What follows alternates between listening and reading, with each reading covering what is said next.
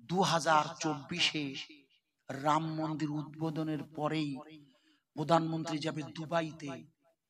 দুবাইয়ের সরকার হিন্দুদের জন্য ওখানে একটা মন্দির করার জায়গা দিয়েছে। পারুলিয়ার হিন্দু ভাইদের, ঝিকুরিয়ার হিন্দু ভাইদের জেনে রাখা ভালো যে রাম মন্দির নিয়ে আপনারা অত্যন্ত আবেগপ্রবণ হয়েছেন। আমার কোনো আপত্তি নেই, একটা নতুন মন্দির বানাবে, তার জন্য তো আর ফুলকপির দাম কম হবে না খোকা। পেঁয়াজ আমদানি বন্ধ করে দিয়েছে, 60 টাকা করে কিলো খোকা, 60 থেকে 80 টাকা কিলো। আমার বাড়ি তো ঘোষাডাঙ্গা বর্ডার খোকা, বাংলাদেশ যাবার পথ ভোমরা। পেঁয়াজের লরিগুলো আটকে দিয়েছে, কারণ পেঁয়াজের দর বেড়ে গিয়েছে। ও ভাই, একটা কেন 14টা মন্দির হলেও কি পেঁয়াজের দাম কম হবে খোকা? ঝিকুরি বাজারে পেঁয়াজ 70-80-তে কিনে খেতে হবে কাকা। কথা বোঝা যাচ্ছে? 14টা যদি মন্দির হয় তা তো জিনিসপত্রের দাম কমবে কি ও ভাই? 1150 টাকা ডবল লায়ন 25 কিলো চাল, 25 কিলোর ডবল লায়ন মিনিকেট চাল শালা 1150 টাকা। বাজারে গেলে মাথারে বাজারে গেলে মাথা কাজ করে না।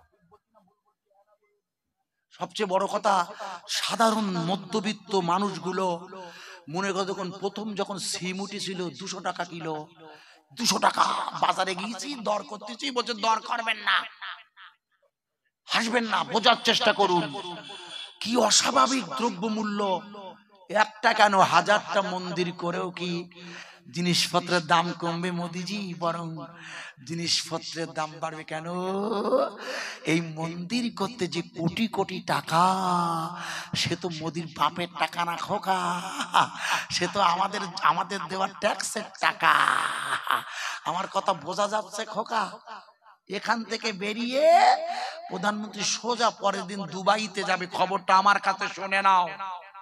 ওখানে গিয়ে একটা মন্দির উদ্বোধন করবে। কেন? দুবাইয়ে 17 লক্ষ মানুষ থাকে ভারতীয়, তার 10 লাখ হিন্দু। তাই আপনারা যারা ভাবছেন ভারতবর্ষের মুসলিমদের উপরে আঘাত করে আমরা টিকবো, ভাববেন না এই আশায়। কারণ গোটা পৃথিবীর সর্বত্রই ঈমানের কলেমাওয়ালা ছড়িয়ে আছে। পৃথিবীর এমন কোন কোণা নেই যেখানে লা ইলাহা ইল্লাল্লাহর কলেমা পৌঁছায় নাই। তাই হাজার চেষ্টা করলো, আজ 98 দিন হতে চললো। ইসরাইল বলেছিল মুহূর্তের মধ্যে ধ্বংস করে দেব গাজা। আজ 3 মাস অতিক্রম করতে গেল, লা ইলাহা ইল্লাল্লাহ টিকে আছে না নেই? আরে চিল্লে বল। আর অবৈধ বোম মাত্র তো অবৈধ, ওটা হাসপাতাল, ওটা ইউনিসেফের স্কুল, ওটা হচ্ছে বাচ্চাদের ICDH দিদিমণির কারখানা। অবৈধ বোম্বিং করছে ওরা। আমেরিকা মেশিন পাঠিয়ে দিয়েছে যুদ্ধের, ওগুলো তো ভাঙতেই হবে। অথচ আপনি মনে করে দেখুন, যখন এখানের মেশিন কাজ করলো না, আমার ওয়াজ কি বোঝা যাচ্ছে? আমি প্র্যাকটিক্যাল বোঝাচ্ছি বলো, এর চেয়ে আর সহজ করতে পারবো না, আমার জ্ঞান নেই। ওরা ডাকলো কাদের? টুপিওয়ালাদের। বলুন টুপিওয়ালা চাচা রাস্তাঘাটে তাদের দেখলেই ঠাট্টা করে। আমার কথা বোঝা যাচ্ছে আব্বা? ওরা এসে হাজির হয়ে গেছে, সরকারের লোকেরা ওদেরকে নিয়ে এলে এবার ড্রিল করবে হাত দিয়ে। অবিশ্বাস্য, কিন্তু না না না না না না না না, আল্লাহর রাসূল, সোনার রাসূল প্রথম দেখিয়ে দিয়েছিল একটি লড়াই হবে, যে লড়াইটার নাম হলো খন্দকের যুদ্ধ। খন্দক মানে খাল কাটা। গোটা মক্কার লোকেরা মদিনা ঘিরে ধরেছে, ইহুদি নাসারারা এক হয়ে গেছে। মুহাম্মাদের মুন্ডু চাই, লা ইলাহা ইল্লাল্লাহর কলেমা চলবে না। ওরা স্লোগান তুলেছিল। আল্লাহর রাসূল করেছিল কি? সাহাবাদের নিয়ে সুড়ঙ্গ করেছিল, যাকে বর্তমানে খাল বলা হয়। খাল, আল্লাহ নবী খাল কেটে মক্কা থেকে ওরা এসে দেখলো মাঝখানে খালে চারিদিকে পানি, আর মুসলমানরা দাঁড়িয়ে আছে। একটু জোরে বলা যাবে না? আপনাদের মনে নেই আমার ছোট হুজুর ওয়াজ করতো, যারা আওলাদ এসছে আপনাদের মনে থাকে না? আমার ছোট হুজুর ওয়াজ করতেন, মরহুম আল্লামা ছোট হুজুর কেবলা সুলতান ওয়াইজি, উনি ওয়াজ করতেন মনে নেই যে ওই খন্দকের খাল কাটতে গিয়ে হুজুর পূর্ণ এক সাহাবা একটা পাথর পেরিয়েছিল, পাথর মনে নেই? সেই সাহাবা এসে বলে ইয়া রাসূলুল্লাহ এই পাথরটা আমরা ভাঙতে পারছি না, আপনাদের মনে নেই? নবী করিম সাল্লাল্লাহু আলাইহি ওয়াসাল্লাম একটা লোহার হাতুড়ি নিয়ে অর্থাৎ পাথরটা ভাঙতে গিয়ে ঠিক এইভাবে যখন হাত উঁচু করেছে, সাহাবা জাবের লক্ষ্য করে দেখেছিল হুজুরের পেটে পাথর বাঁধা আছে, মনে নেই? আরে ভুলে যান কেন, কি ছোট হুজুর করেন? সেই পাথর বাঁধা দেখে হযরত জাবের দৌড়ে বাড়িতে গিয়ে তার স্ত্রীকে বলেছিল আমার রাসূলের পেটে পাথর বাঁধা, খুদার জ্বালায় কে পেটে পাথর বেঁধেছে, কার শানে ওই কোরআন শরীফ নাযিল হয়েছে, সে যে মোর দু জাহানের কামিলিওয়ালা, একই সাথে গাহি মোরা সাল্লু আলা মায়ামিনার কোলের দুলাল তাজদারে মদিনা, খুদার জ্বালায় পেটে সোনা পাথর বেঁধেছে, মায়ামিনার কোলের দুলাল পাথর বেঁধেছে, তার শানে ওই কোরআন শরীফ নাযিল হয়েছে। আব্দুল জাবের সাহাবা জাবের দেখে অবাক হয়ে যায়, বাড়ি গিয়ে জবাই করলো ছাগল রে ভাই, তাই মনে আছে? জবাই করেছিল, আমি লম্বা করছি না, আমার ওয়াজ না ওটা। রাসূলের পেট মুবারকে পাথর বাঁধা ছিল, হুজুর যুদ্ধের ময়দানে ক্ষুধার্ত অবস্থায় খন্দকের খাল কেটেছিল, আর এই 12 জন মুসলিম শ্রমিক এরা কি করছে? এরা সুড়ঙ্গ করছে, এটাও একটা খাল, এটা সুড়ঙ্গ করে হামাসের সেনাবাহিনী সুড়ঙ্গের মধ্যে আছে না ভাইয়া, মনে আছে? ওয়াজ বোঝা যাবে, একটু ধৈর্য ধরুন, বোঝা যাবে আশা করছি, চেষ্টা করছি আপনাকে বোঝানো। মনে করে দেখুন 16 দিন সন্ধ্যা এরা ড্রিল মেশিনে দিয়ে পাহাড় কাটছে, 17 দিন মুখস্থ করেন, 17 দিন সকাল 11টা ওই হাত দিয়ে সেনি দিয়ে ওই পাহাড় কেটে এই 12 জনের দলের যিনি হেড জনাব মোহাম্মদ মেহবুবুর রহমান সাদা, ওই দলের প্রধান, উনি ওনার মুন্ডুটা প্রথমেই ওই সুড়ঙ্গের মধ্য দিয়ে ঢুকিয়ে দিয়ে ওই 41 শ্রমিককে যারা মৃত্যুর সাথে পাঞ্জা করছিল তাদেরকে বুঝিয়ে দিল আমেরিকার জো বাইডেনের মেশিন তোমাদের সাহায্য করতে পারে না, ভারতবর্ষের মুসলমান তার জান বাজি রেখে তোমাদের সাহায্যের জন্য মাথা ঢুকিয়ে দিয়েছে।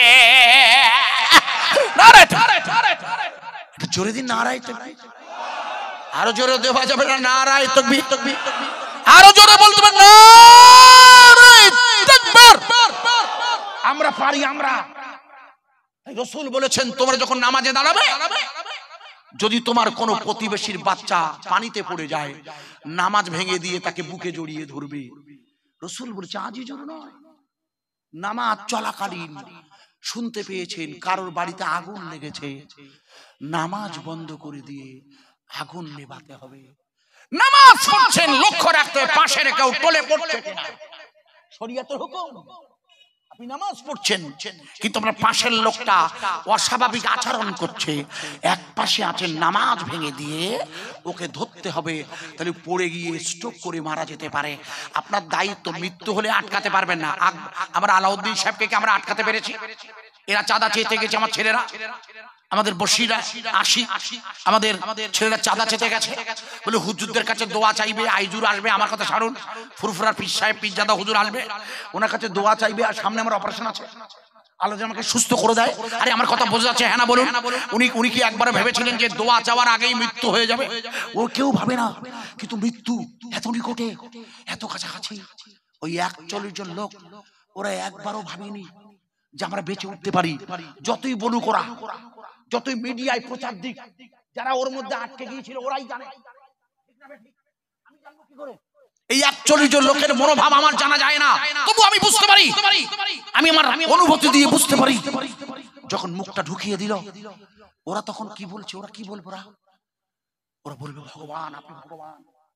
হিন্দু ধর্মীয় নিয়ম তাই, ওনারা যাকে তাকে ভগবান বলেন, দোষ নেই তাদের ব্যাপারে। কোন পাওয়ার পেলেই ভগবান বলে, শক্তির কাছে মাথা নত করেন ভগবান।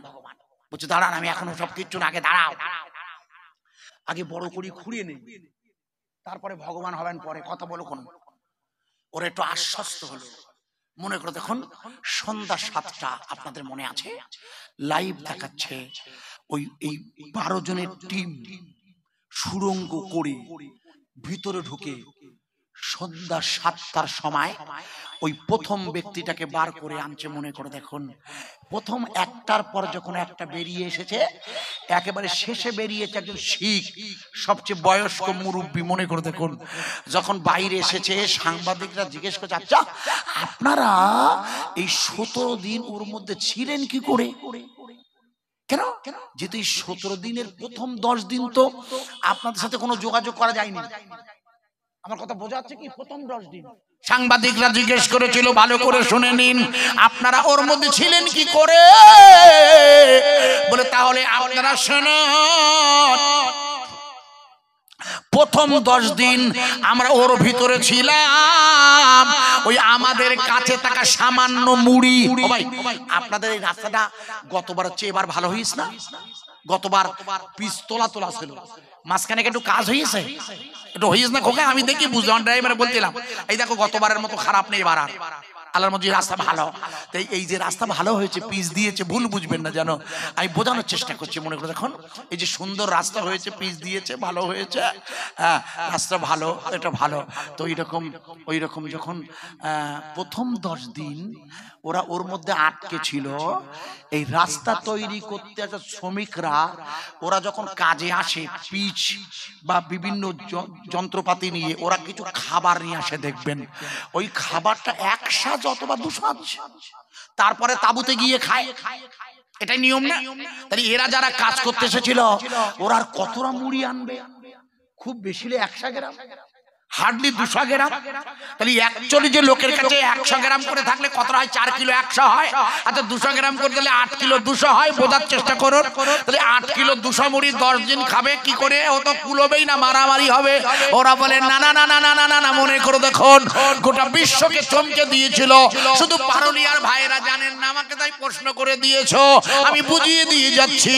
ওরা ওই প্রথম 10 দিন ওদের কাছে যে মুড়ি ছিল, ওই মুড়ির সাথে যে সুড়ঙ্গে আটকে পড়েছিল, ওই সুড়ঙ্গের উপরে পাহাড়ের ঝর্ণা থেকে আপনা আপনি রহমতের পানি এসে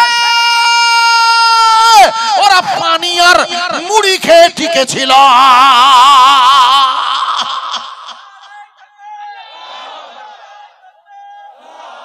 কে বলছেন? কোন দিক যাই? নারায়ে তাকবীর দিন দিচ্ছে আবার, নারায়ে তাকবীর। একটু জোরে বলা যাবে নারায়ে তাকবীর? আরো জোরে বলেন নারায়ে তাকবীর। ভাই এই রহমতের পানি এদের খাইয়েছে কে? আর চিল্লে বলেন।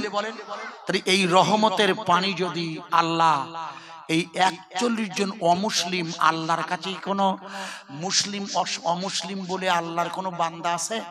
আমরা সব কার বান্দা? একটু জোরে বলবেন না? আল্লাহ যদি না চাইতো ঝর্ণা দিয়ে ওখানে কি পানি আসার কথা? পানি আসার তো কথা না। আগে ওয়াজ বুঝবেন ভালো করে। যে এলাকায় ওরা আটকে গেছে, তো সুড়ঙ্গের ভিতরে রাস্তার ধস নেমেছে মুখটা, কথা বোঝাচ্ছে, কিন্তু ওই রাস্তার ভিতর দিয়ে সুড়ঙ্গের তলা দিয়ে পানি এলে খাওয়া লোকে আরে জোরে বল, আরো জোরে। আজ 2023-এর 7ই অক্টোবর, 2024-এর 1 জানুয়ারি, 3 মাস অতিক্রম করতে গেল। ওই গাজা নামক ছোট্ট দ্বীপটার 23 লক্ষ মানুষের ছোট্ট একটা স্বাধীনতা সংগ্রামী দল, তারা তাদের খাদ্য খাদক চারিদিক দিয়ে অবরুদ্ধ করে গোটা ইসরায়েলের সেনাবাহিনী, মিশরের রাফা সীমান্ত, গোটা এলাকাটা টেক আপ করেছে সেনাবাহিনী। তারা উপর থেকে বোম মারছে, তবু এদের খাবার চেখে। আরে চিল্লে বল, আরো জোরে বলতে। মেয়েটির নাম হলো, মেয়েটির নাম হচ্ছে হান্না। কি নাম? মুখস্থ করেন, হ্যাকার দন্তন 9 আকার হান্না। ছেলেটার নাম হচ্ছে ইমরান। কোরআনুল কারিমের সূরা আল ইমরান মুখস্থ করেন। মেয়েটার নাম হান্না, ছেলেটার নাম ইমরান। অনেক বয়স হয়ে গেছে দুজনের। স্বামী স্ত্রী বলছে, দেখো আল্লাহ এখনো আমাদের কোনো বাচ্চা দিল না, বয়স হয়ে গেছে। ইমরান বললে, আল্লাহর কাছে এসো না, দুজন মিলে একটু দোয়া করি। ইমরান আর হান্না দুজন মিলে আল্লাহর কাছে দোয়া করছে, আল্লাহ আপনি আমাদের সন্তান দিতে পারেন না বুড়ো বয়সে, আপনি যদি একটা সন্তান দেন, ওই সন্তানটাকে আমি মসজিদের খাদেম বানাবো। একটু জোরে বলা যাবে না?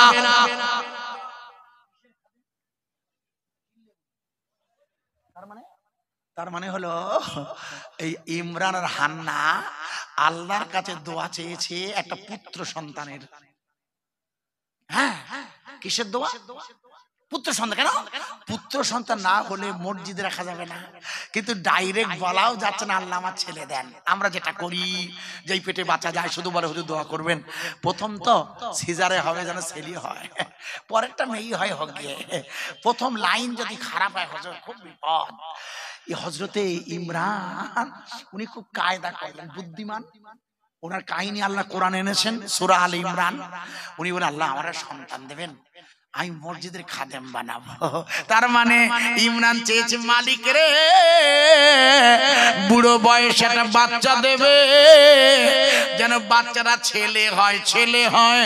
আর আল্লাহ ইমরানের দোয়া শুনলো বটে, কিন্তু নির্ধারিত সময়ে মা হান্নার গর্ভে ইমরানের একটি সন্তান এসেছে। সন্তানটা যথাসময়ে ভূমিষ্ঠ হয়েছে, কিন্তু অবাক করা কাণ্ড,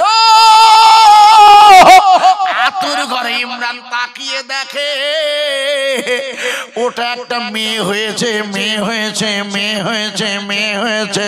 আর স্বামী আর স্ত্রী দুজনে মিলে মেয়েটার দিকে তাকিয়ে নাম রেখে দিয়েছে মারিয়া। ইংরেজিতে খ্রিস্টানরা যার নাম রেখেছে মেরি। বোঝা যাচ্ছে কি?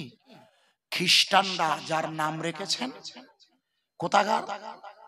ওই সিঙ্গা পেরিয়ে ওই নগরুখরার বা হাতে ডান হাতে আছে না ভাইরা? কাল সকালবেলা গিয়ে জিজ্ঞেস করবে, ওনাদের সাথে আমাদের একটা মিল আছে, আবার একটা অমিলও আছে। কি অমিল আর কি? দুঃখের কথা হচ্ছে এটা, আজকে যে জো বাইডেন ইসরায়েলকে সাহায্য করছে, ইসরায়েলের সাহায্য করছে যাদের, তারা কোন ধর্মের? আগে বলি যে কোথায় ছিল, আগে বলেছি ইহুদি।